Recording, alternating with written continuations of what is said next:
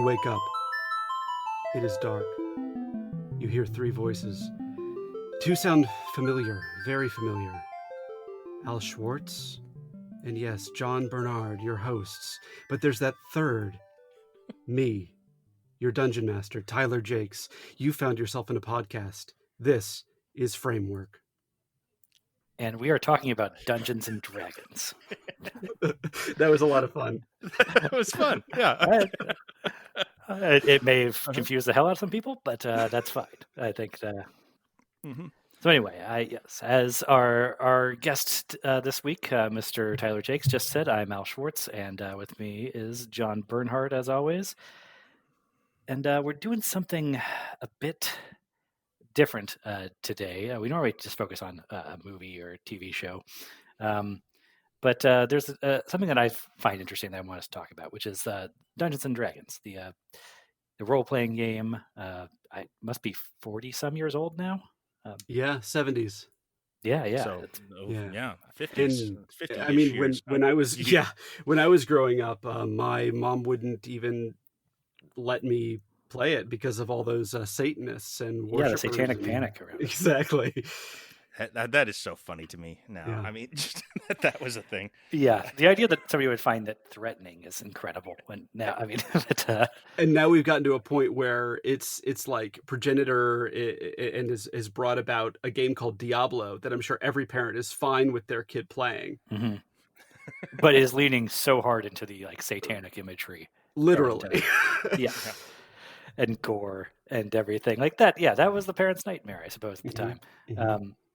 But what I find interesting about this game is that I think it's one of the most influential pieces of pop culture in the last 50 years, let's say. Mm-hmm. And it does it in kind of a weird way where I feel like its reach is pretty limited in terms of the number of people who have actually sat down and played it properly. Mm-hmm. There's not that many people who have done that, and yet. No. It defines a ton. It has influenced a ton about video games, especially in the modern era. But also increasingly movies. Once fantasy movies kind of had their day, a lot more Dungeons and Dragons. It sort of codified high fantasy tropes in a way that plagiarizing a lot of it from Lord of the Rings, but really making that, I guess, the template for high fantasy. And John here played in my D&D campaign just a couple years back, so that's how we connected on this as well. Yes, and this is one of the most interesting things for me is, Al, you never actually played it, right? I mean, you're familiar with it, you kind of understand what it is all about, but it's not actually something you've sat down and had the experience of. Well, okay, I come at this from a very odd perspective, I guess, that I consider myself something of a D&D expert, even though I've never actually played the game properly. I have spent many hours going through all the manuals, the monster manual and the adventurer's guidebook and the Dungeon Master's Guide and creating characters, and I've read Dragonlance novels. And yet when I was a kid and introduced to this stuff, and I got some books from my cousins that lived in a different town, but I only had one other friend that was interested in the game, and so we obsessed over it. But there was only two of us, so we could never do a proper adventure the way that I have now realized. Whenever it shows up in a movie or TV, it's there's one dungeon master, and then there's a group of 4 or 5 other people that are all playing one character apiece. And we were whenever we would play, we would both be one of us would be dungeon mastering and also controlling a couple of the party characters, and the other person would play 3 or 4. We wanted to have a party, so we would all be controlling multiple people, and there was only 2 of us. I mean, I think that's actually kind of the D&D experience, especially as a child, experiences it where you kind of just make up your own rules. I don't think I properly played Dungeons and Dragons till I was in my 30s because, up until then you just kind of make up the rules because it seems hard to to do everything. It's a little tough to really wrap your head around, like, okay, so I need a graph paper to really chart this out in a sense. Oh yeah. You would just be like, well, this monster manual, I want to fight like this dragon, and that'll take years to get to that level if we do it properly. So let's just fight the dragon and just do it that way, or whatever cool monster was in there. Because I mean, that's the first appeal, really, is the monster manuals. But I think that right there you've touched on exactly what it is that D&D both has inspired and really opened the door to, which is, I want to have this story. And you can either use the framework or you can rule zero it. It's literally in the book. Rule zero, you do whatever you want. So, for example, let's say that you wanted to sit down with your 3 friends and you all play 4 characters. Great, cool. That's your story. That's the story that you wanted to have. And Matt and John, you wanted to. It's going to be hard for me.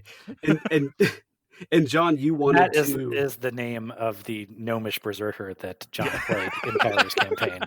I'm sorry, and he was just bashing down every door. I can't think of him any other way. And John, like, you wanted to fight that dragon, and so you just rolled up characters that could take it on, and you created the backstory that opened that door. And I think that that's really what is the linchpin of what was exciting to Dungeons and Dragons players in the beginning and today. It's, I get to have my story. Yeah. Mm-hmm. And ownership of the character, I always thought was a huge appeal. Like, this is my guy. This is my, this is my alt personality. This is who I would be in such a world, or who I want to be. And that doesn't even have to be a cool guy. It could be like, I believe Patton Oswalt talked about this in his book, which is that he went to D&D kind of to escape the misery of his own teenage years. And, but he didn't make a cool character. He made a complete, like a big fat monster slob character that didn't mind that he was a big fat monster slob person. Yeah. Like, he was just okay with it.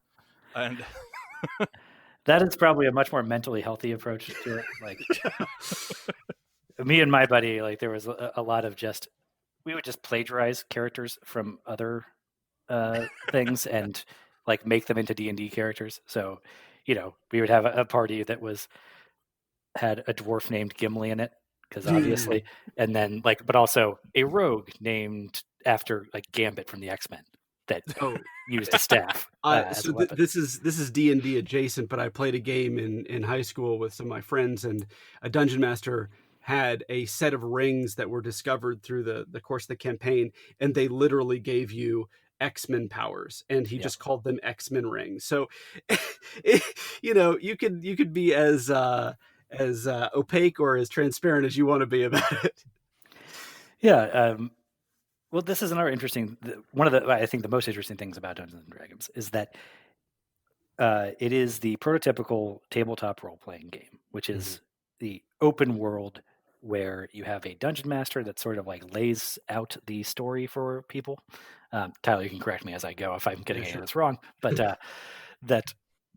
and then the players kind of decide like which direction they're going to go. Are you going to take the left door or the right door? Are you going to go after this or that? And it's the original like sandbox game, we call it in modern video game parlance. Yeah, you're exactly right. And the intro that I read is kind of a throwback to the original text-based RPGs that sort of started that crossover, that people were playing TSR's Dungeons and Dragons, with the manuals that they sent away from in the back page of a book. And they wanted to, take their skills at MIT and convert that into, how can I make this game on the computer? And so you had a game called Dungeon, which came out in 1975, or Colossal Cave Adventure, also in 75, or what eventually became Zork. And Zork. I think everyone knows Zork. Zork was my first. That's got to be the first one, right? I didn't play Zork, but I was like, that's got to be the first thing that was like D&D as a video game. It's actually like the third or fourth, but like it was the one that hit, though. It was the one that hit. It was the one that sold 250,000 copies by 81, and really sort of, I think, launched everything into what eventually Bioware and Westwood and all SSI would all make into what are the D&D games. But yeah, I think that to take this a little forward and then jump back, that core that you just spoke of is like, the characters choosing what to do is now like a core tenet of every game. Yeah. All you hear from people who are railing against game X or game Y, it's I didn't have any choice. I was on rails the whole time. So I don't feel like I have any agency in the game. Why am I playing it? So we've got to this point now where in the beginning it was like Mario level 1-1, you know what you're doing. You just have to get A to B, and that was okay. And now it's not. Yeah, Mario or Ninja Gaiden, it was just, well, there was no complaint about rails. Like you just understood that you had to go left to right, and that was how the game worked. And the challenge was, how do I get all the way to the right? But now we have very different expectations of it, and I think that actually that goes way beyond video games. Like you see that now in just fan culture generally, with both video games becoming more widespread, and then the internet allowing like fan engagement to be so much more direct and immediate, that now fans get upset that they feel like they have like an inalienable right to dictate which way their favorite franchise should be heading. Yeah, I mean, you could lay that at D&D's footsteps. I mean, that could be part of the reason for. I mean, that is. This is sort of the thing that taught people to look for choice. That choice could be something to sell in entertainment. Well, choice was a game mechanic, right? Yeah, and I guess video games would be the only other mechanic or medium where that is directly relatable. Yeah, I mean, to recreate that elsewhere, you would have to go to choose your own adventure, like books, but those have never been a very like widely popular format of storytelling until they're widely popular on my bookshelf.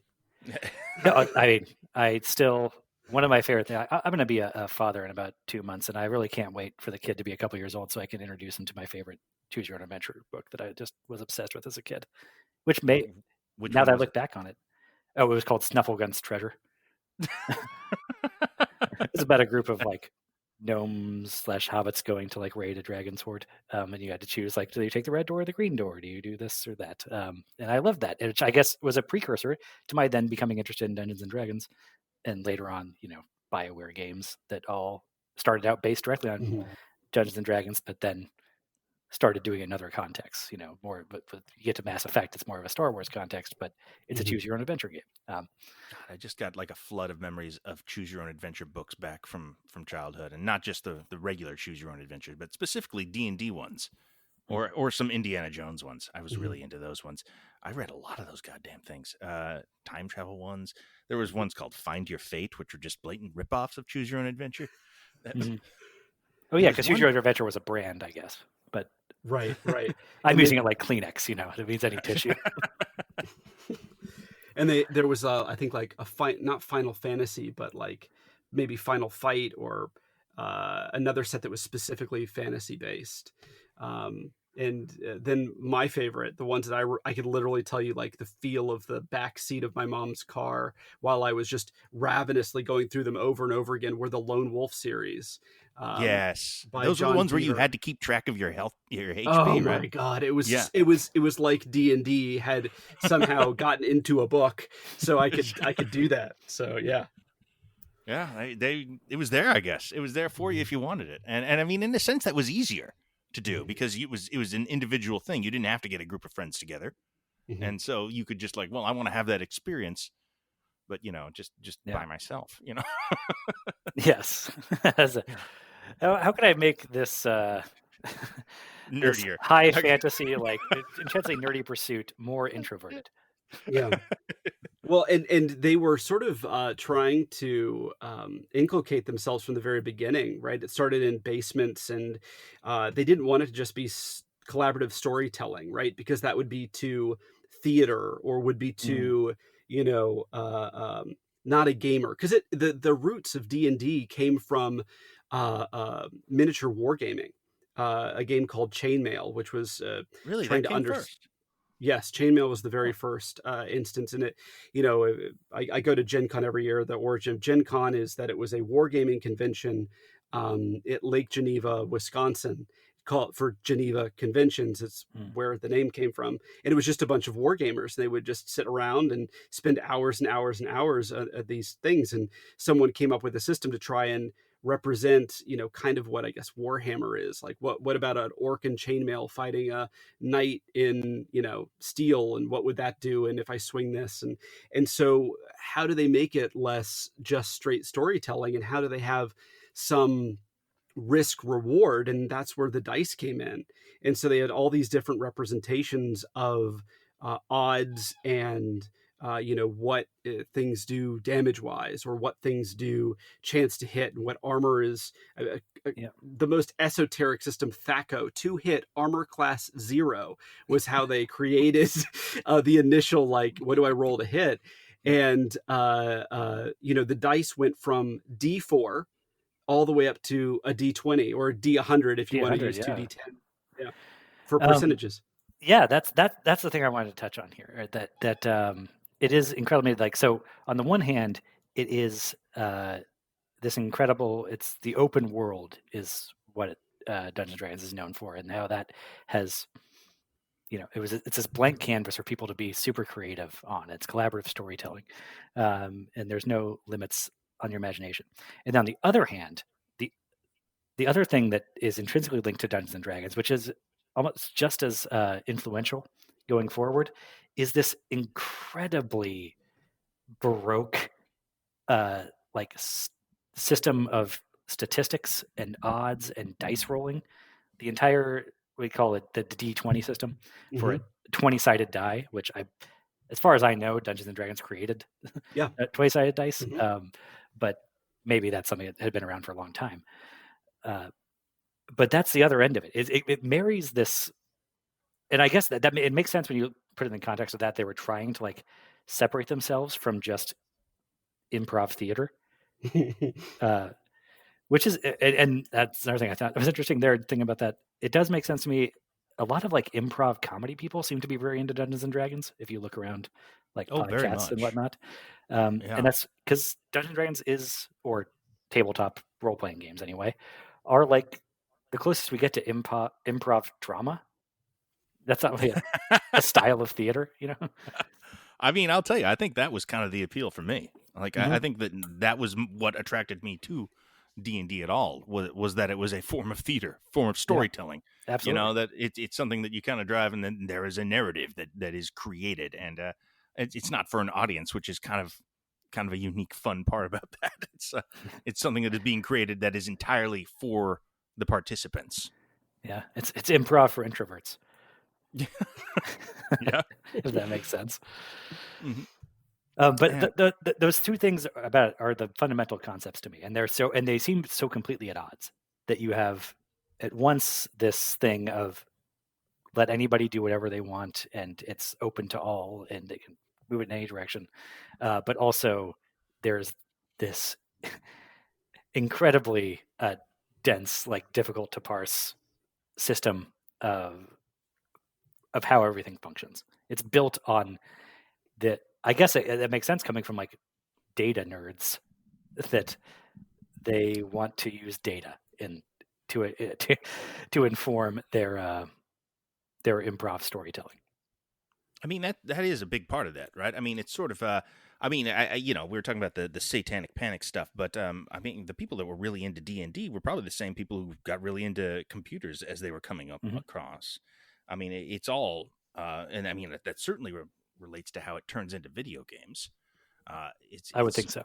Yeah, it's just an amalgamation of formulas that can be run, and I mean that's what's so kind of a barrier to entrance, I guess, when you are 9 years old and you're attracted to monster manuals.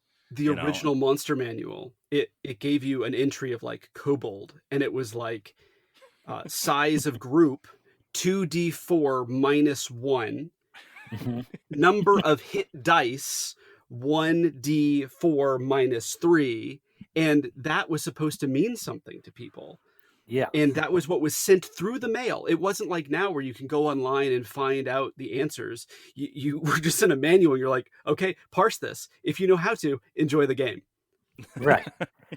It was incredibly difficult to parse, though. That's a barrier to entry that is completely separate from like the barrier to entry that just being high fantasy represents to people, like culturally,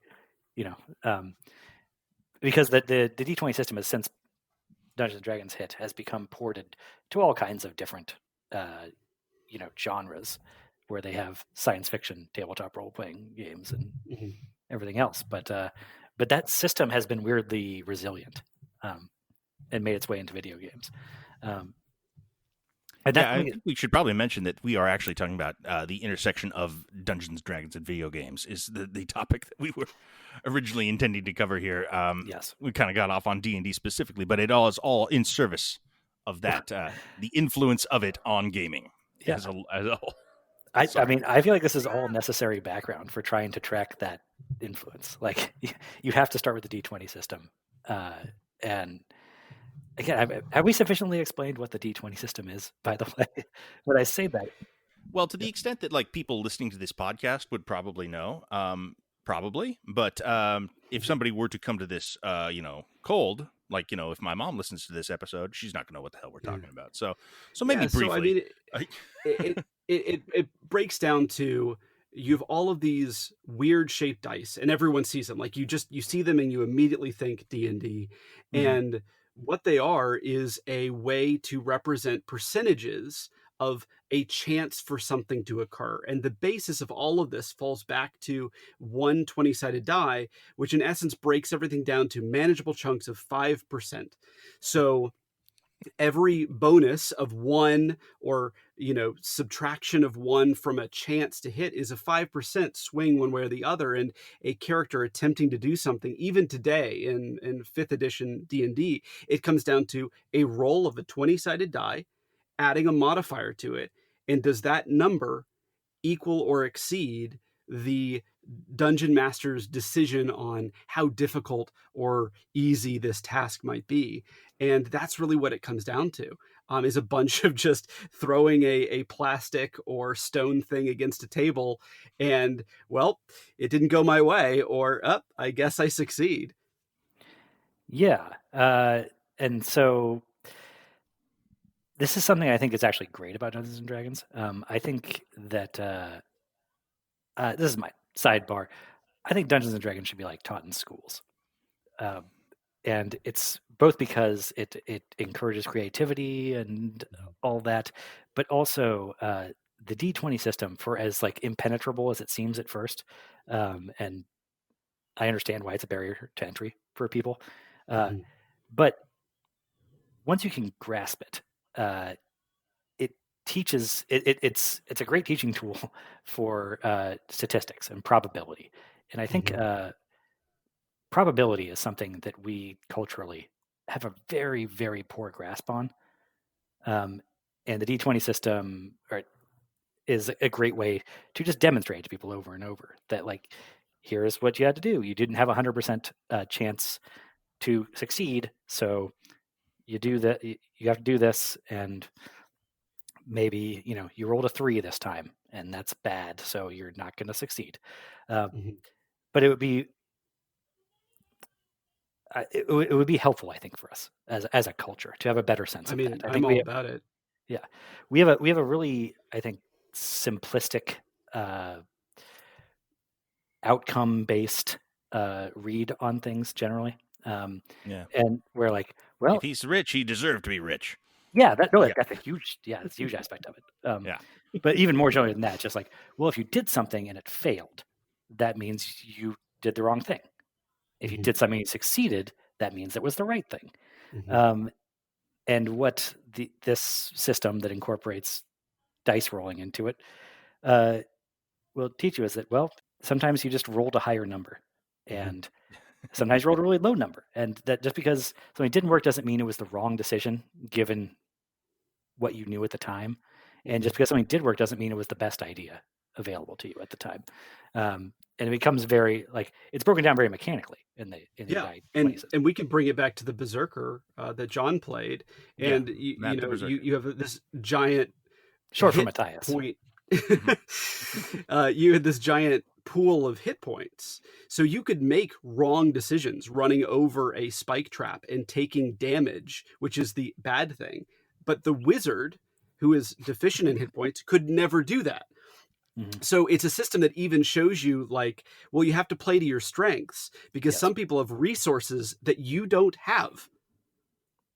Yeah, that's the other great thing about the party system is that there are different attributes you can have. And, some, Matthias, the barbarian, may have been the strongest because he had the highest strength score in the party, but also he wasn't going to get very far if he didn't have somebody else in the party that had high dexterity and somebody else that had high intelligence to be able to like get over certain other obstacles. And that's a good lesson, I think, too, for the kids. And it just also that there will be modifiers on your rolls. Yes, based on that. That you, well, guess what? You were born in this affluent neighborhood.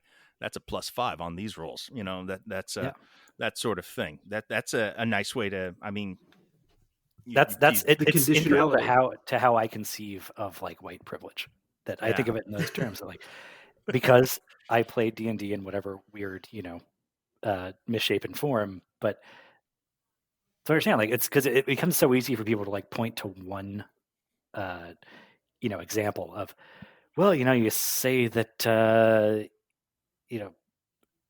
black people are so disadvantaged, but this guy, became president, and how can those two things be true at once? I'm like, well, if you played Dungeons and Dragons, you would understand that you can have two characters that have identical statistics, and then one of them has like better gear that gives them better modifiers, and that guy's an advantage. And then Obama had really good stats and he rolled really well. Yeah, he rolled a lot of natural 20s, and so like that doesn't mean he wasn't at a disadvantage. It doesn't mean that you would pick the guy with worse gear if you got to do it over and over again. It just means that it's not quite impossible for things to work out that way. But that doesn't like it's the difference between an advantage and a disadvantage and an impossibility that I think I learned from Dungeons and Dragons. No, absolutely, and we could bring this full circle to video games, and I might be a person who save scums, and I know that behind the wall of UX and UI is a die roll that's happening, and I didn't hit that guy that I really needed to hit. Well, accidentally my game shut down and let me just reboot it up and make the game have to roll those dice another time. And in a game you get those opportunities because you can fudge it and you can keep, but in real life you don't. And there are those integrated conditions that are just there that you have and I have and everybody else has in their own way that are going to affect every decision and everything in their life. And you're right. I think that it is really interesting to be able to break down conditions and see that it's not just a straight, oh, you attacked, you succeed. Yeah. And even though you put all your stats into attack, it doesn't guarantee success either. Yeah. And this is good. It's because it's so mechanical in that system. You can say like, well, that was a dumb attack. You had to roll a 20 on the 20-sided die to hit, but you'd hit, so good for you. Like, congratulations. That doesn't mean you're a genius, though. It actually means the opposite of that in some ways, and it provides a language for dealing with that. Alternatively, I'm a big poker player, and I think that's also is a good way to teach both. That's at a higher level. I think you teach algebra, or you teach Dungeons and Dragons at like a grade school level, and then you teach poker at a high school level because that gets you probability and algebra together. But it's a similar thing where you can make the worst decision possible, and then hit the just right dice roll that makes it look like a genius move. But over the long haul, it won't work. Yeah, over the long haul, your guy will get dead. Yeah. So that's something I find really interesting about this whole process. I think it's something that I wish we were better at culturally, and I've thought some about ways to get around that.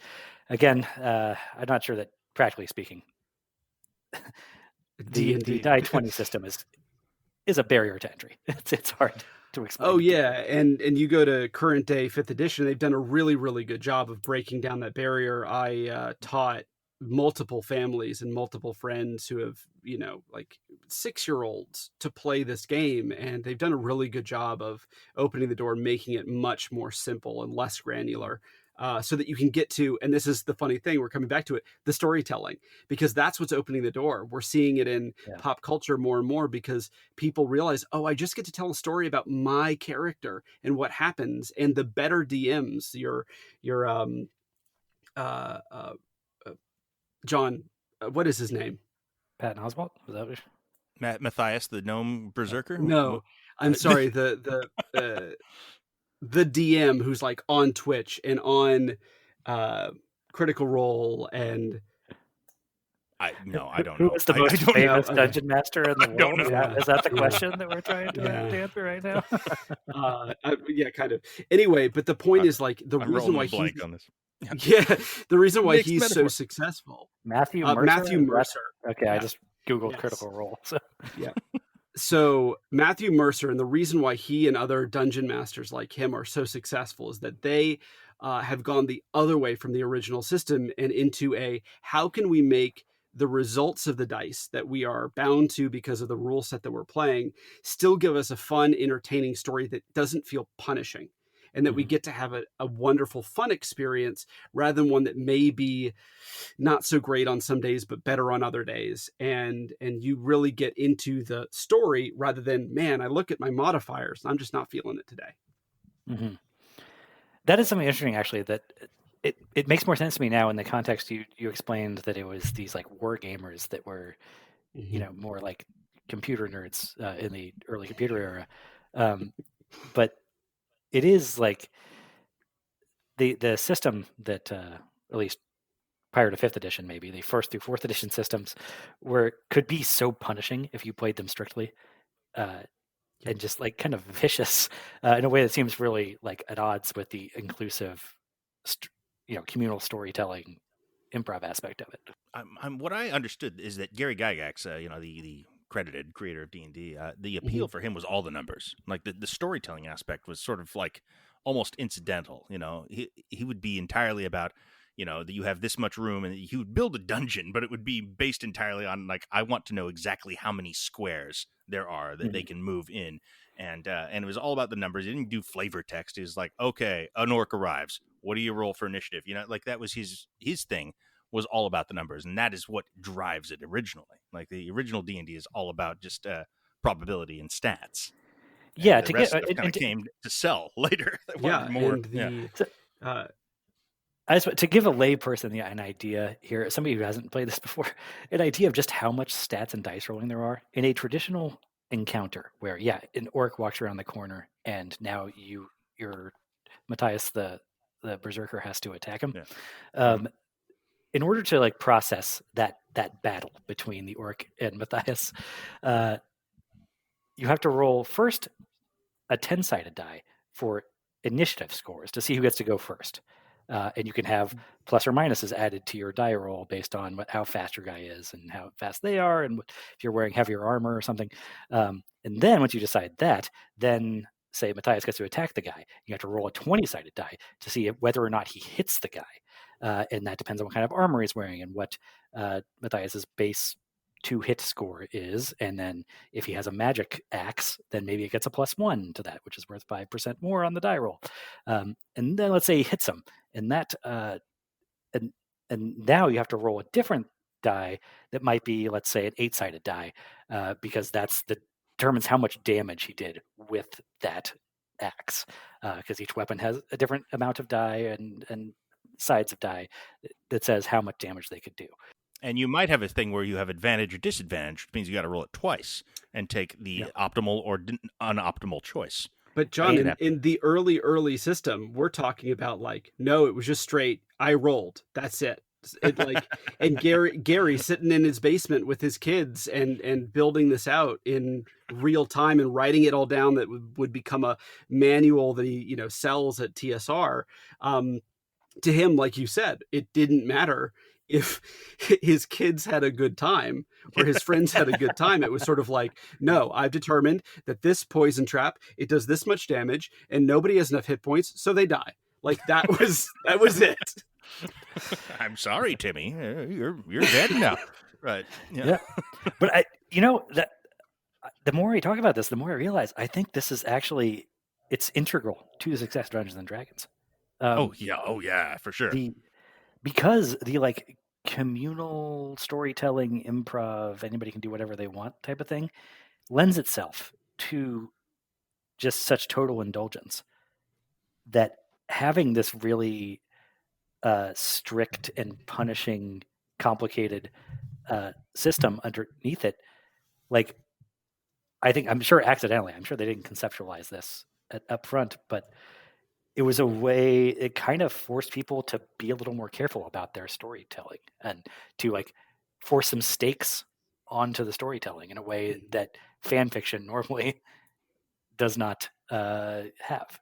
No, if they want Bella and whatever his face is from Twilight to get together, they get together. There's no role there. They just that's what happens.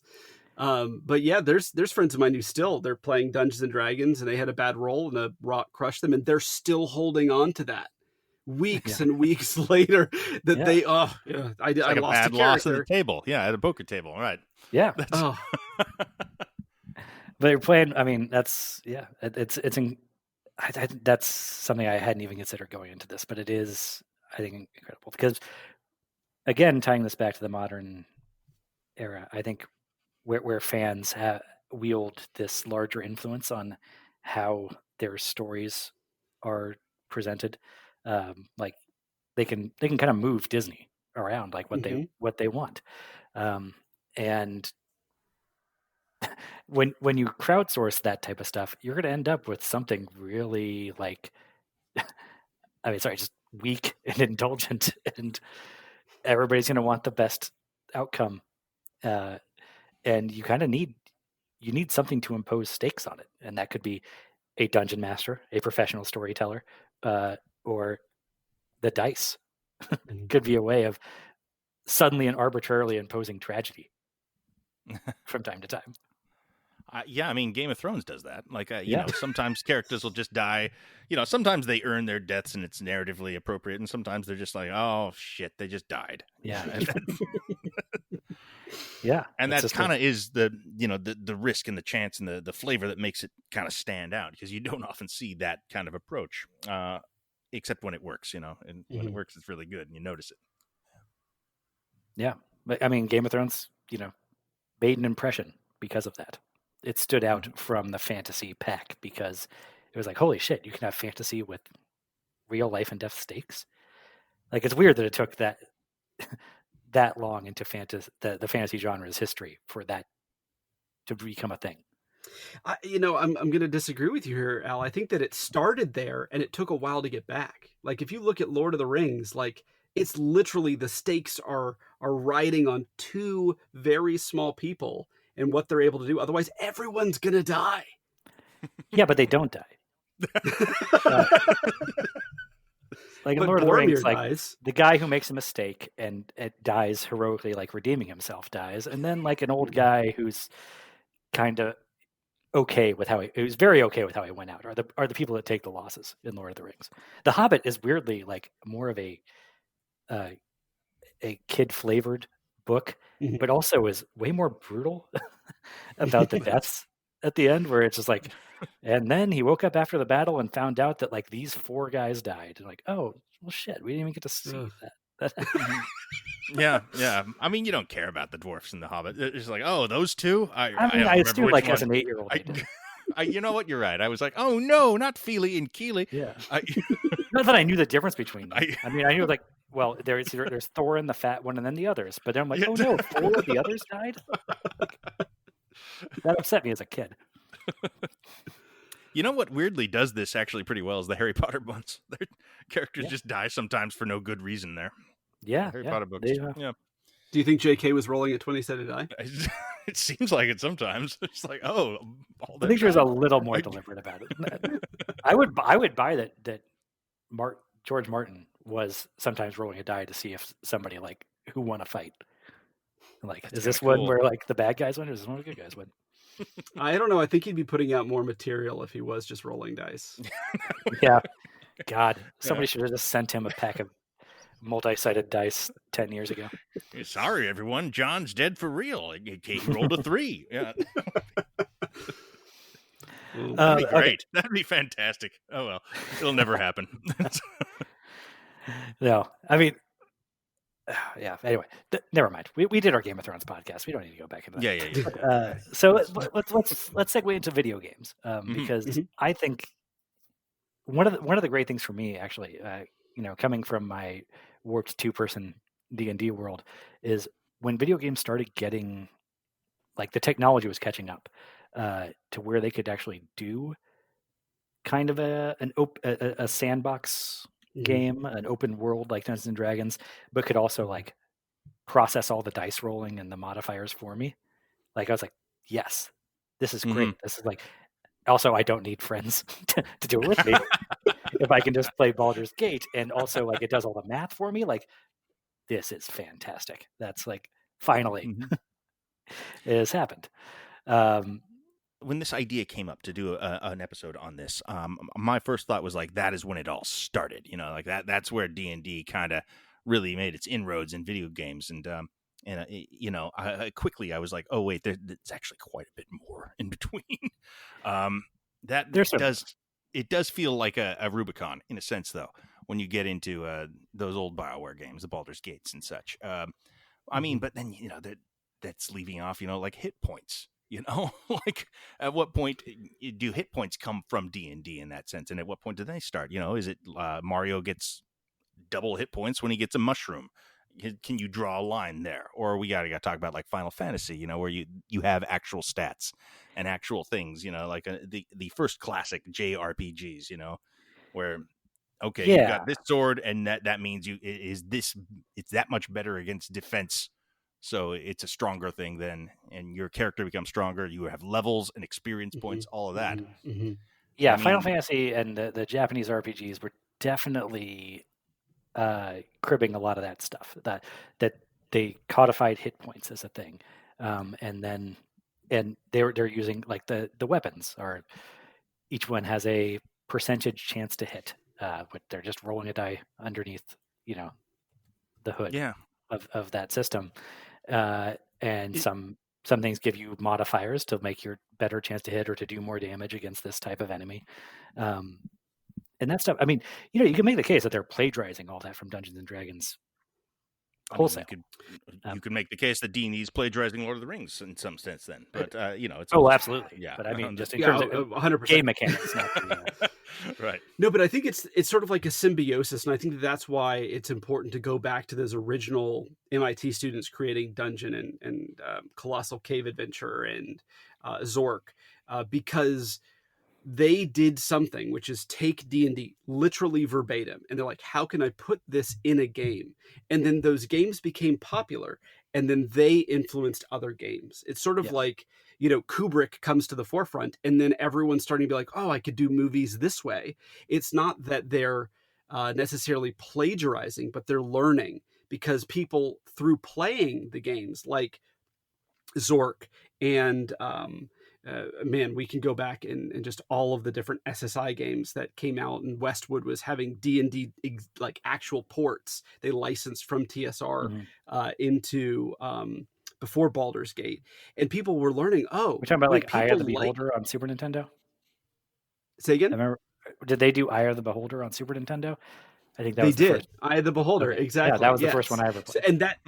And that's technically after the first Final Fantasy came out. But I think that it's all at the same time. People are touching on Zork and touching on these initial multi-user dungeons, or MUDs, which was the original term. Oh God, that takes me back. Yeah. Wow. And that's where they were like, oh, I have a chance, I have failure, and I have a way to advance myself and my character, which I think is the core tenet here. My character is going to be different than yours. We're playing the same, let's say, red mage in Final Fantasy 1, right? You're playing the same red mage as I am, but because I have these items and because I advanced this way and I developed my red mage into being this later on, my game is different than yours. It's personalized. Yeah. It was actually like going it back a little bit farther. It's interesting to see like how these things develop when you have people who are trying to do one thing. They were trying to do one new thing, and so they just plagiarize for everything else. They plagiarize something earlier. So like starting with Gary Gygax wanted to create this, like, maybe he was more into the statistics of it and wanted to create this dice rolling system to represent encounters and combat for whatever reason. And then he was like, well, how do I get people interested in this? I'm just gonna like plagiarize Lord of the Rings and do it, put it in that context. I mean, like, so there's dwarves, there's elves, there's halflings and orcs, and stuff that when Lord of the Rings came out, like there was a fantasy genre, but it was not inherent to that genre that you had elves and dwarves and orcs, and then Dungeons and Dragons kind of codifies all that into like, well, now this is sort of what fantasy is. And then when video game developers are coming out and they want to make a video game that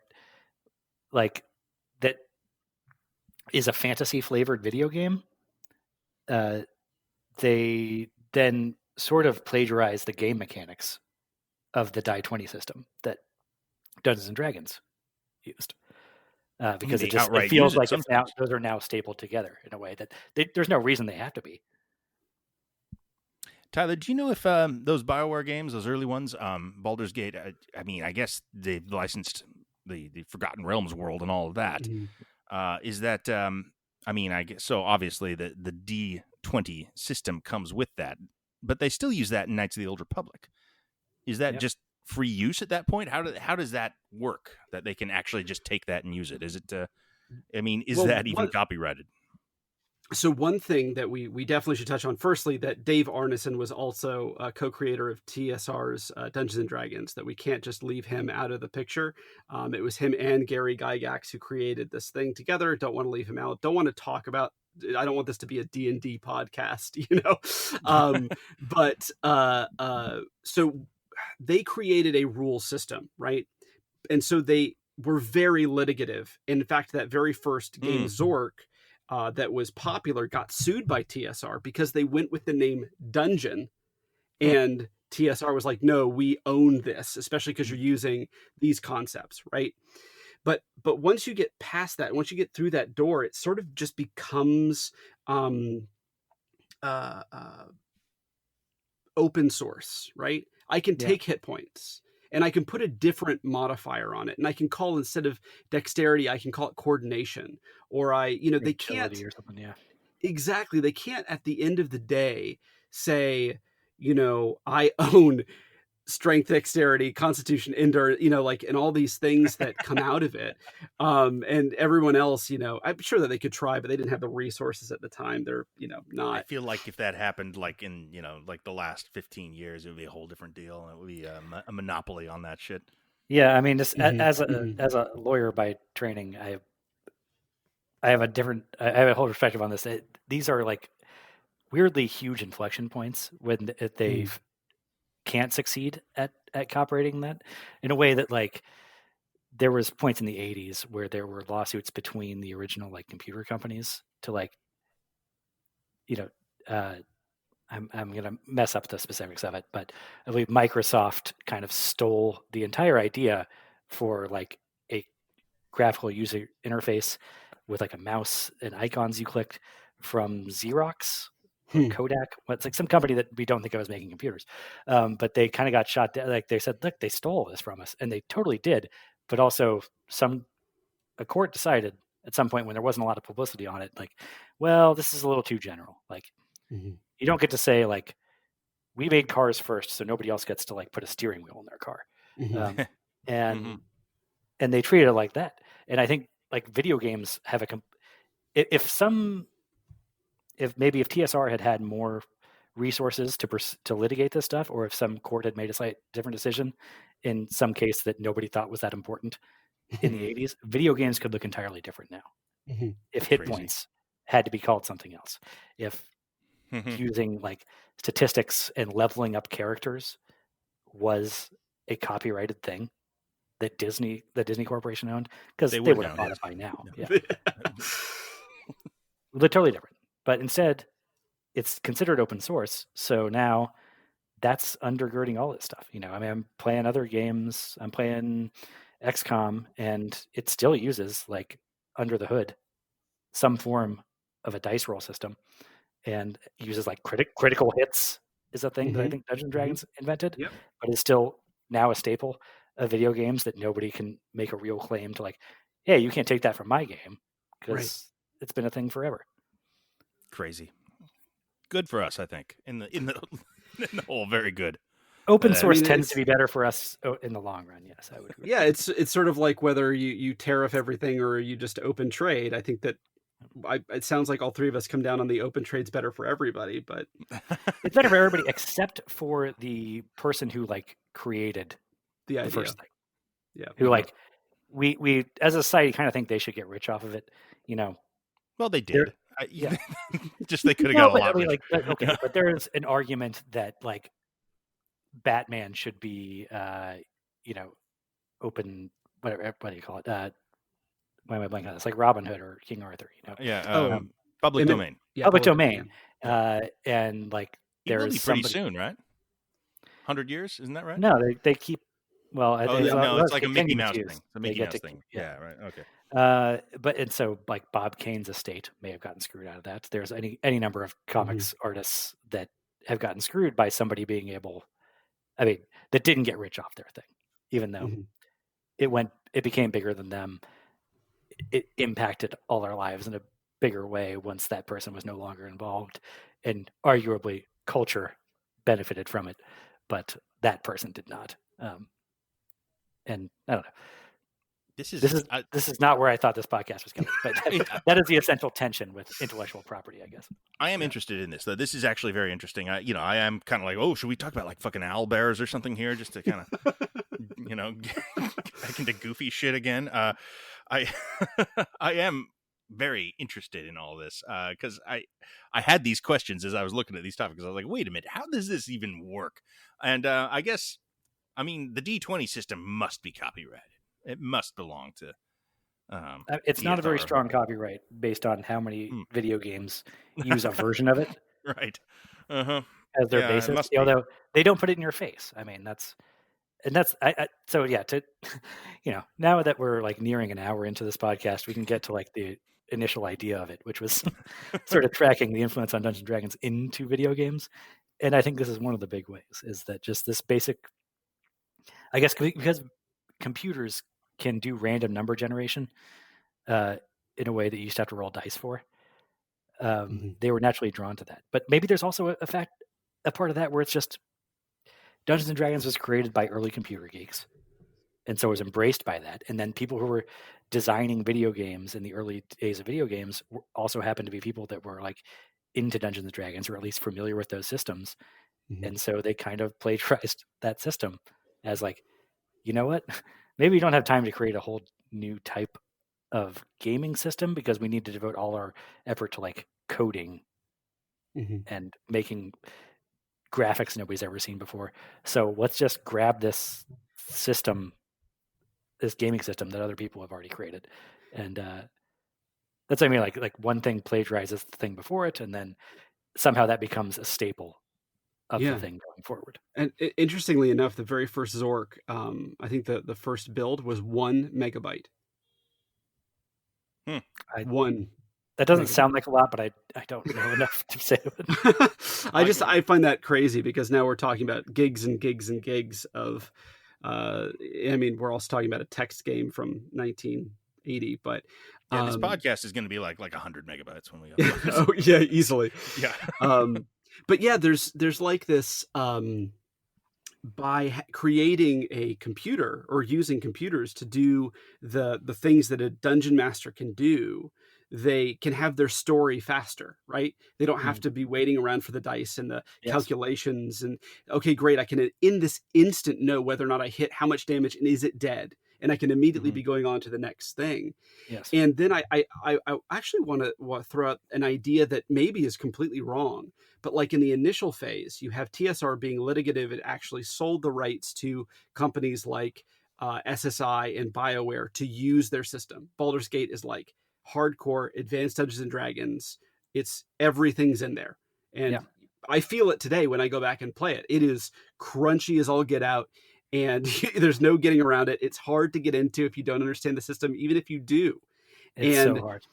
then as time goes on, because you have these other companies out there like Nintendo and Sega, and they want to get into that world, but they can't use D&D. So they're borrowing bits and pieces and the hit points and the, percentages to hit and leveling up and just these basic concepts, but then they're implementing them in ways that are maybe more fluid or are a little bit more accessible to people.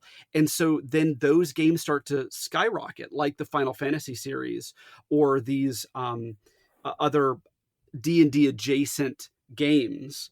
And then that actually has forced the D&D games. If you look at the more recent, like Baldur's Gate 3 or the Neverwinter Nights or they're moving back towards this more accessibility, less numbers. We're just using 6 stats. And yes, you're going to level up and yes, you're going to get your gear. But we saw how successful Diablo was. And that's just like smash your left mouse button and put more stuff on your guy, right? Well, lowest common denominator generally going to win out. Yeah, all right, let me put it to you this way. So I, on my Xbox currently, have 2 Dungeons and Dragons games that I have played, both of them with my stepson, who is 10. And one of them is the like arcade beat 'em up Dungeons and Dragons port from the 80s, early 90s. Oh, You know what I'm fun. Yeah, I referring remember to? that. Mm-hmm. And that is, you go around, you bash things. You still like gain levels in it. Actually, it's a pretty good, like, for an arcade cabinet port of Dungeons and Dragons. Not just aesthetics, but you can choose a different class and you level your people up and use different items and different spells in a very quick way where it's still a beat 'em up. And they take all of that dice rolling stuff out of it for you. And he loves that one. We played. I mean, it's a 2-player game. We play together. And the other one we have is a port of the original Baldur's Gate, which I bought when I was in junior high, probably, and was very taken with initially, and probably started 5 or 6 different characters on it, and I've played it for dozens of hours. And then 20 years later, thought, you know what? I can download that on my Xbox. I'm going to do that again. I'll probably love that. And then I would play that with him too, except that he doesn't understand the D20 system. He doesn't know whatever. So the way we do that is just that when a fight starts, we pause it and I say, all right, you're my general. And you tell me, like, all right, I'm on the archer guy. Who's he going to attack? And he goes, all right, he's going to go after the gnoll. I'm like, all right, the wizard. He's going to cast magic missile on the berserker over there. And we have beaten that beat 'em up game like 20 times. And I have still, for as big of a Dungeons & Dragons fan as I come across here, I've never played Baldur's Gate to completion. I've never played Baldur's Gate 2 to completion. I've sunk, I don't know how many, like probably 100 hours into them. But somewhere along the way there, about halfway through, like, it's too open world. It's too much of a sandbox. I lose my sense of direction and like what I'm trying to do next, and I just never finish it. Well, I mean, I think that does speak to the one thing that video games and D&D, like the more like D&D a video game is, the less communal it becomes, which Right. I guess would be the big difference. It's harder to share a thing, you know. It'd be almost impossible to play Baldur's Gate through with a friend, you know, like you just have to set up a time like, okay, we're doing this together several nights in a row, and that's just how it's going to be. I mean, I give it my best shot. I know. I mean, I tried to get my wife to play Mass Effect, and it's like, I'll be here with you, and you'll have ownership of this character. We didn't get far at all. She was like, I'm not doing this, and I was like, damn it, but it means so much to me.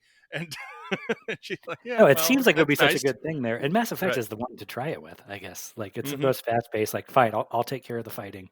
You make all the decisions, and I would love to do. I mean, that sounds like a great like experiment. I would love to do with my wife to see how different her shepherd was than mine. But I know it won't Well, work. it's a massive commitment is the thing. Those games are about 40 hours long each, something like Yeah. that. Yeah. If you race, and so it became like a thing that, well, we didn't really finish it. We didn't get through the first game, so And they're way longer if you're actually managing your inventory constantly. The way that and that's the fun. it kind That's of demands.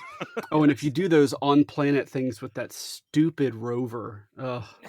Yeah, the Mako. It's another barrier. That's the Yeah, Mass that's Effect's version less fun. of a D20 system. Yeah, it's But Mass Effect, the series, does, I think, as it goes on, it's definitely trying to steer towards that, or away from what we're talking about, and towards a more like smoothly cinematic experience. It's trying to cut definitely. down on that type of stuff. Yeah, it's sort of the unfortunate evolution of Bioware. I mean, I guess Mass Effect is kind of right in the center where it's the best of both worlds, I guess. I think so, yeah, for a lot of people. Yeah, for me, it's my favorite But one. it's also, it's a matter of taste. Like these are the tensions, I think. Like what I was saying. So, there becomes that this tension where, in order to do a like proper dungeon mastering that Tyler was talking about before, like he's saying that one of the traits of a really good dungeon master is that they're very open to the players' like decisions and adjust to them, right? Yeah. But you take that so far, and it's Baldur's Gate, and now the dungeon master is completely hands off. There is no dungeon master. It's just they're just doing the math for me, but it's all up to me, like where to go and how to do things. And then, like I'm like, well, I have no rails. Where am I going? And then you're too on rails, and that's a problem for people too. Right, and there's like this, like you're saying, this dichotomy that because they can't be giving you real in the moment choices, what they've done is they've gone more open world, like in a Skyrim or Baldur's Gate, or I mean, look at all the Grand Theft Autos. If we want to go, full range here. I've never been able to finish a Baldur's Gate. I have never gotten more than like 2 hours into an Elder Scrolls. Like I'm immediately lost in those. Who is 100%ed Skyrim? Raise your hands right now. Like maybe one person in all of Queens. They should be on a long list, probably. And I've played a shit ton of Skyrim, but I didn't get anywhere near 100%. Man, that thing is. Oh no! I finished off like 2 pathways, and I was like, okay. And I think that's the trade-off, like you're saying. It's the rather than choice, we give you options in stories, and you can complete them all, or you can complete some of them, or you can just do the main story, and that's your choice. Well, I think Rockstar Games actually is very good, has figured out a very good like balance of that, of sandbox games that still have a storyline with some rails to it, and they make it clear, like, all right, if you're floundering here, here's the next place to go to progress the story. But they also like load everything down with, here's a bunch, like 10 million other things you could do. Yeah, I mean, well, that's sort of what games have become now.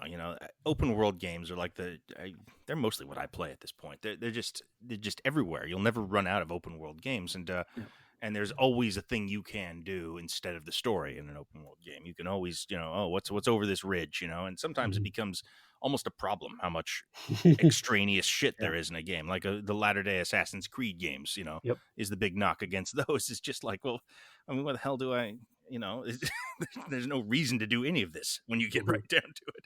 It's just repetitive motions. And I mean, in some sense, that's the appeal of it.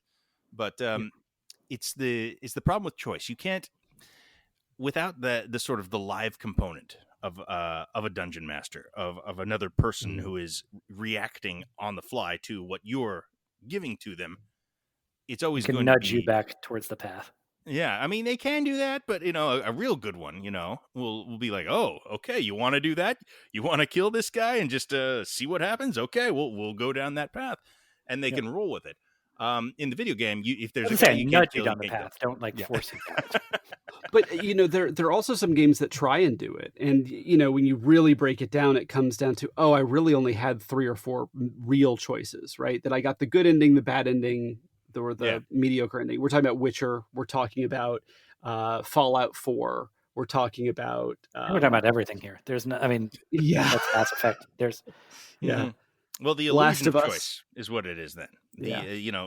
making it feel like it's really your story. It's really your shepherd when everyone had more or less the same shepherd. Maybe he was a But dick in this I think moment. I also think that's a silly thing for people complain about, because if you want there to be infinite endings, or like, then none of them are going to mean anything. It's just gonna sort of trail off in some weird diffuse thing. Like, if I'm putting 100 hours into a game, I want there to be a fucking real and satisfying ending to that thing. Yep. And you're not going to be able to craft 95 different real and satisfying endings to the same basic story. Well, another thing about D&D is it rarely has an ending per se. It is built to be ongoing. Like if you get your character up to level, I don't know, what's a max level kind of character in that, Tyler? You could do 20, but then they have epic levels and heroic levels. Mm-hmm. So when you're like going and you're going to another dimension to fight a god, when you get like that powerful, you can still keep going after that. It's built to not really end, like life, and unless you have like a narratively satisfying death for your character, it could just go on until you lose interest. It's and a video game can't really do that. Doesn't want to do that. It's hard to sell that video game. It's it's just going to be unsatisfying if it doesn't have an end. Because I guess they do that with something like Warcraft or something like that. Those big online ones. World of Warcraft, yeah. And those do devour people's lives in that way. So I guess it can be done. Warcraft's actually another franchise to stretch back a ways that I think clearly they wanted to make a real-time strategy game, and were devoting a lot of their effort to that. And so when it came time to like creating the world, they're like, well, we'll just plagiarize the standard Dungeons and Dragons high fantasy tropes.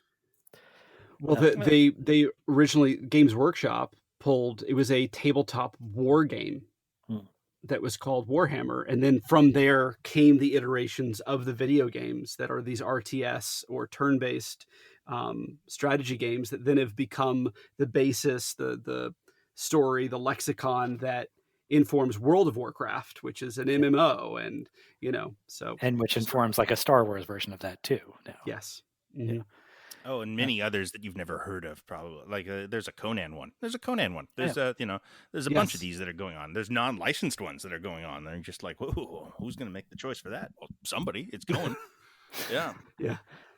But also, to go back to what John was saying, like, I think it can get overstated how how having a game that is on rails and only has 3 or 4 real endings to it, how like fake or false that is. I don't know. I'm starting to think as I age that that's a little more reflective of real life than I want to admit. That maybe there's only a couple of endings for me that are not just like, oh, he tried something really like truly bold and exciting halfway through, and he was killed by a troll like immediately. Like if I make it to the end, maybe there's only like a couple ways this can really pan out. Like a good ending, a bad ending, or a neutral ending. Yes. I mean, either my kids hate me, or as much as this is I think a controversial point for gaming last year, my favorite experience was Last of Us Part 2. And it was because of how well crafted that last arc was, and the decisions that you made, even though you're on rails. You can choose to go in this window, or you can open that door, or you can go the sneaky way, or you can go the fighty way, but you're still going to get to that same last moment. And it knocked the air out of me. And I think that's, it's storytelling. And the more and more diverse you make those endings, I think that you're right. Okay, I don't care about endings after 5, Yeah. They're just variations on a theme. Well, and particularly for a game that requires you to put 40 hours into it or something, like I'm not going to go back and play Dragon Age Inquisition 19 times to see all the different endings. Like, I mean, we can look it up on YouTube now and use that to inform our criticism. But if I'm just playing the game, which is all I can ask of the game, I feel like, and it gets me to one ending where I feel like it makes sense to me for what I did throughout that game. Like, great, it manipulated me to make me think like I was in charge or whatever. But Mhm. so what? Like, storytelling is manipulating the audience. That's all Yep. it is. Yep. Like, Mhm. and I don't know. Maybe this is like a bygone thing now, but I feel like 10, 15 years ago, we used to argue on the internet a lot about whether video games could truly be considered art because they couldn't tell a real story. They had to just let the player do whatever they want and make it whatever. And now it's like, if you tell a real story, then people also bitch about that and say that, well, you told a story, but it wasn't really mine. Like, no, I mean, I know it's not really mine. That's why I had to go to Best Buy and pay for it, because I Well, those didn't create it myself. Last of Us, there's only the one ending, right? Now I haven't played that, but I played the first one, and there was just the one ending for that, and Mhm. because it was clearly like a story. It was more of a movie than it was, like you can get through a zone different ways, but the story is the story, and that's not changing. Is that the same for 2? No, there's no second ending. You have no choice in the matter. They have one open world moment, and you can Hmm. do all of it or none of it or some of it. But as far as everything else, you are all going to get the same ending to the story. Yeah. Yeah. I mean, that's like kind of. I mean, how Yeah. recent are multiple endings even? I feel like we never had those back in the day. Yeah, I mean, you know what else has only one KOTOR. possible ending KOTOR. Yeah. is Taxi Driver and Romeo and Juliet and Macbeth. I've heard that they're good. Yeah, Yeah. Well, I No, mean, it wasn't always considered a problem with the story. Well, right. I mean, it's just a different kind. Like the games have, different weird expectations that are changing so fast because Mhm. games as a medium have changed so dramatically. They've only really existed in our lifetime plus a few years before, and I mean, in that we're going from Zork to The Witcher 3. It's a world of difference. It's as a medium, it's a completely changing thing, and the expectations are going to be different based on like a hardcore gamer or somebody who buys Call of Duty every year, and that's it. It's many people being served Mhm. means many different things to different people, and then there's a wing of people who are just into Madden. So it's it's hard to say it's all this thing or all one thing when it clearly is all of it at once. It's everything together consecutively or concurrently. Yeah. But Yeah. even those other games like Madden and I mean, just to pull it full circle, or Call of Duty, they have mechanisms that originated from D&D, and they might not want to admit it, but there's a leveling Yeah, system, holy shit. there's an The acquisition system. quarterback rating in Madden is it's basically the THACO system, right? Like, Mhm. every pass has a certain percentage of chance to succeed, and then the defense has its own modifier that puts it on like a plus or a minus. Like, yeah, it's all there. Yeah. You get like a bad team, you get the Buccaneers in there, and they're just like, why would that drop? Why would he drop that? That wouldn't happen. And, well, his stats are bad. You're playing the Buccaneers. That's why it happened. It's also more reflective of real life than people I would mention. Sometimes it's the best receiver in the league, and it hits him in the hands, and he just Mhm. drops it. And Mm-hmm. you can't say Yeah. why did he? I mean, I don't know why he did that. It just maybe because the I mafia bribed him to, but probably just because it's a pretty hard thing that he makes look easy most of the time. I am from Tampa, so I'm allowed to say the Buccaneers are bad.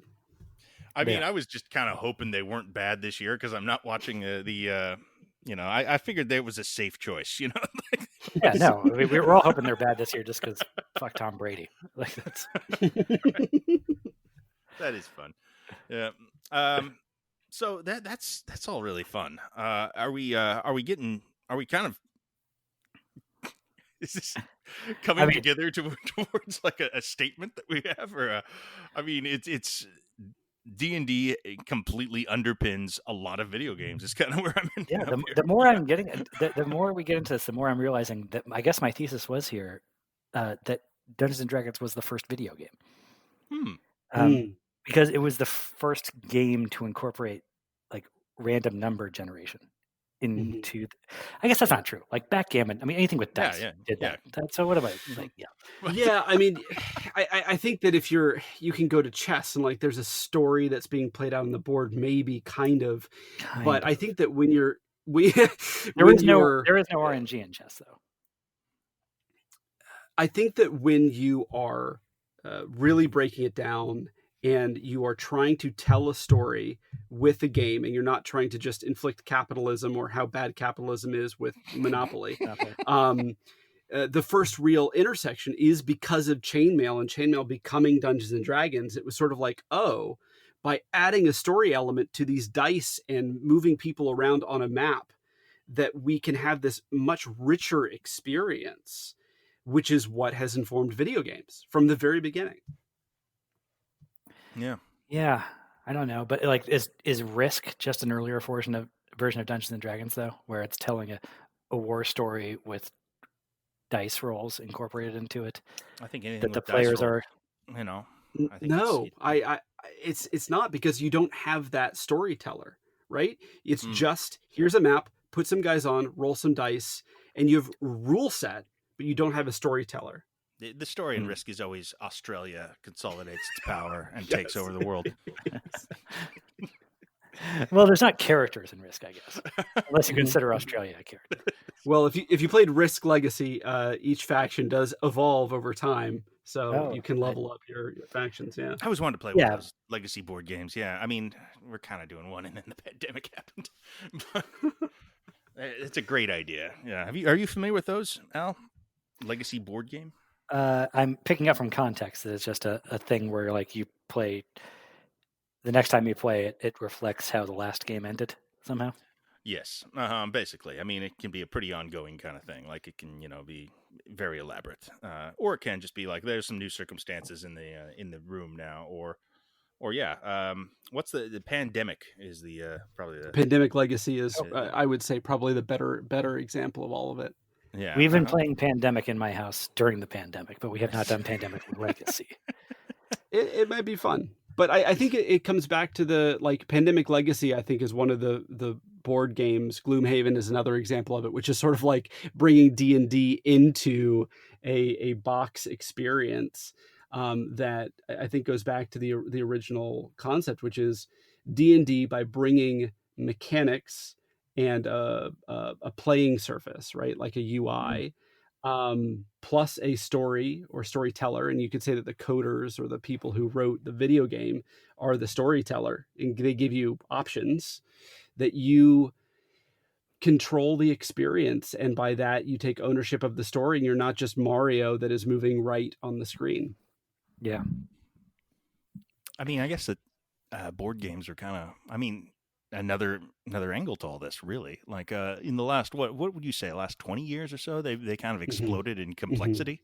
Yep, like since Catan.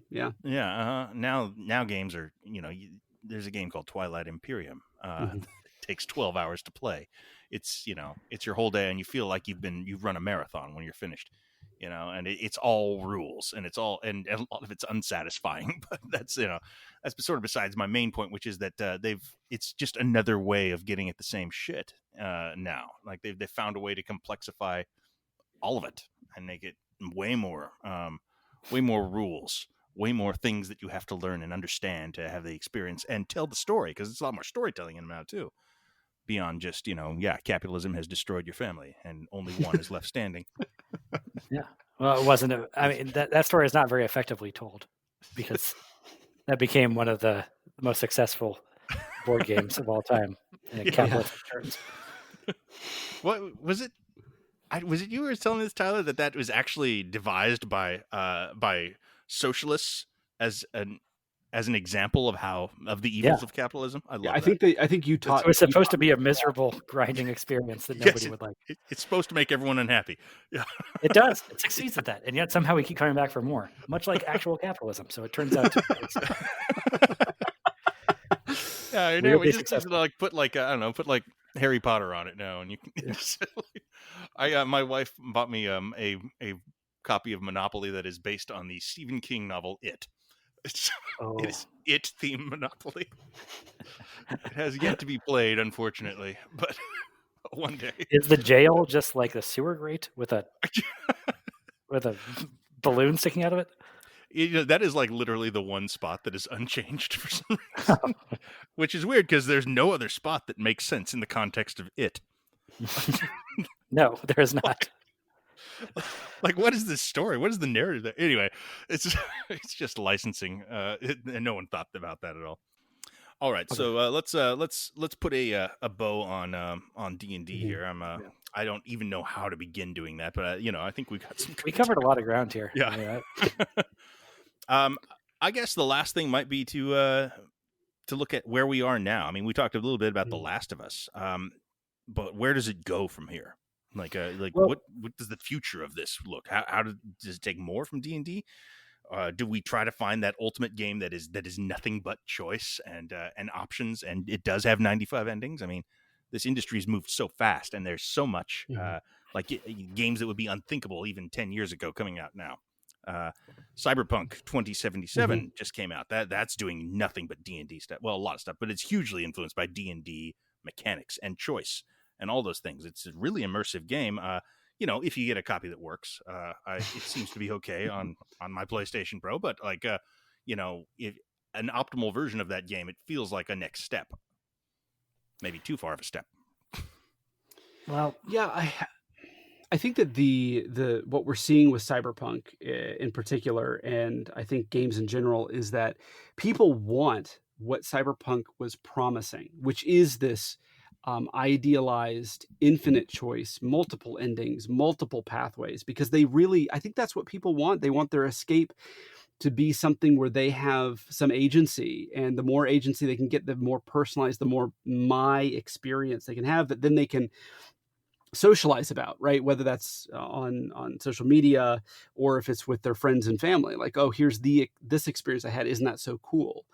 But for that to work, there has to be a lot of commonality between people's experiences to be able to compare it, because otherwise it's just somebody telling you about a dream they had.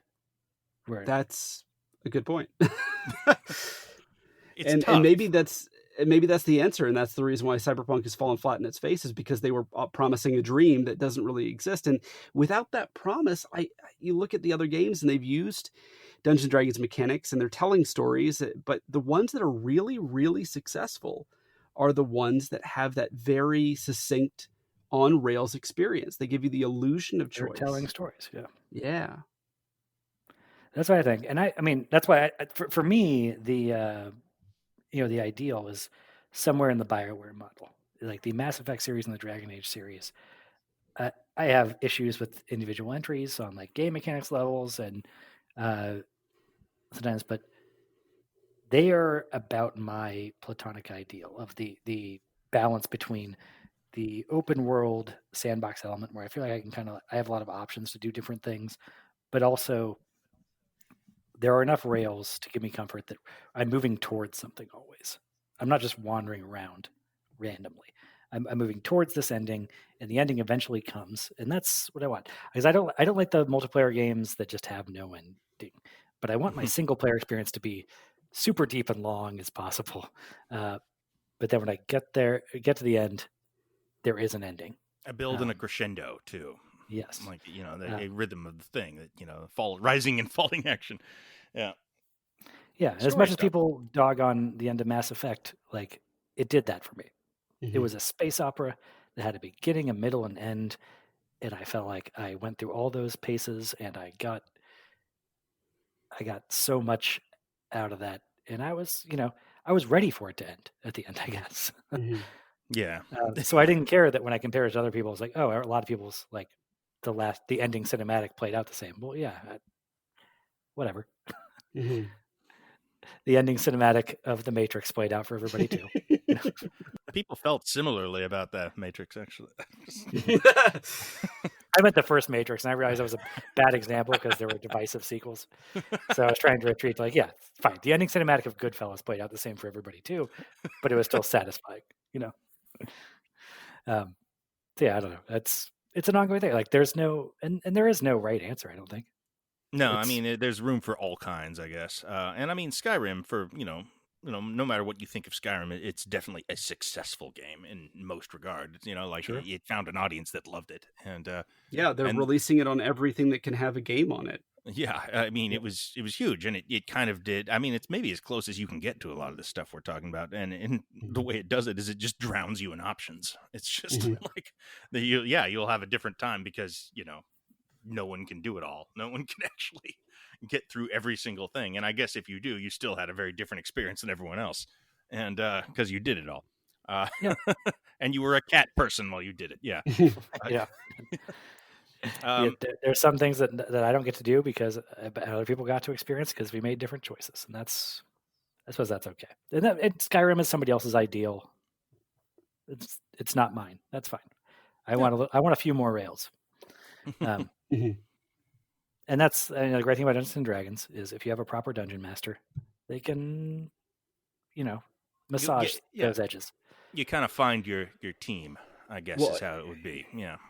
I want to throw back to one of my favorite games of the early 2000s, which used a lot of these RPG mechanics, as well as Deus Ex. And I think that the success of Deus Ex was essentially you got 3 quote unquote options for endings. Do you make the world this way, or this way? And everyone's going to get to that same decision point. Doesn't matter how you got around the way. You're inflecting to the same moment. But every level was designed in a way that you could do it the stealth way, you could do it the combat way, you could do it the talk to people way, you could do it with the extra tech way. And so it made the character that you were building feel like it had agency in the world, even though at the end of the level you're still getting to the same room, still having the same encounter, still moving on. But I think that might have been the most successful that it's ever been in my experience. I do love when a game can do that. Yeah. Yeah. And that gives it a thing to replay and try again. Even Dragon Age in its limited way does that. When you're like, well, this time I'm a rogue. And do things differently. That's very D&D. It feels like, even though you don't replay D&D. No, I mean Dragon Age does a really good job of that, though. It gives you a lot of options. You can do those different origins. I'm talking about the original here, but I guess you should give that one a shot. You should give the first one a shot, Tyler. I think you'd have a ball with that. You'd really like it. Yeah. And then we'll bring you back on here to talk about it. Oh, Great, yeah. awesome. Yeah, that big time. Okay, I believe that'll do it for us tonight. Thank you very much for joining us, Tyler. This was a pleasure, and I learned a lot. This was great conversation. Okay, I believe I don't know when we're next, but we are going to be talking about Lord of the Rings pretty soon. I do know that. So that'll be more fantasy for you, and more Fincher as well, David Fincher stuff as we go along here. Thanks again for joining us today. Thank you, Tyler. Thank you, guys. It's been a pleasure.